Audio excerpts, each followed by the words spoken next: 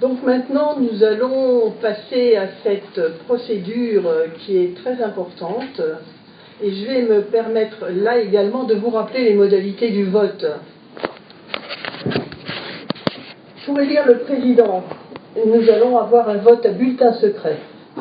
Ce vote à bulletin secret, pour ceux qui l'ont déjà vécu l'année dernière, ce sont les mêmes dispositions que l'année dernière. Mais pour toutes les personnes qui ne l'ont pas vécu, je vais rappeler comment ça se passe. Il y aura un passage obligatoire dans l'isoloir qui est installé dans la salle qui se trouve à l'entrée par où nous sommes passés, où les photos ont été faites. Ensuite, vous disposerez d'un bulletin de vote.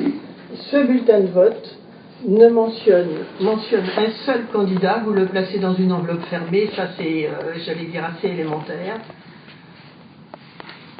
Vous votez dans l'urne qui est mise à votre disposition et vous émargez, à l'issue du vote, une table d'émargement sera à votre disposition.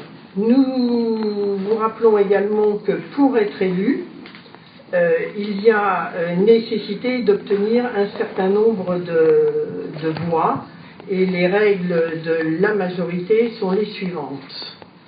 Nous avons donc, pour obtenir la majorité absolue, il s'agit des suffrages exprimés, c'est-à-dire les votants moins les blancs et les nuls, et la majorité absolue équivaut à la moitié des suffrages exprimés plus 1 si par exemple tout le monde avait exprimé son vote, nous sommes 51, divisé par 2, la majorité absolue est de 26 voix puisque 25,5 on arrondit à 26. Au deuxième tour, c'est la majorité absolue qui doit être la règle. Au troisième tour, c'est la majorité relative des suffrages exprimés. Et au pire, en cas d'égalité au troisième tour, le candidat le plus âgé est déclaré élu. Donc voilà, c'est assez classique.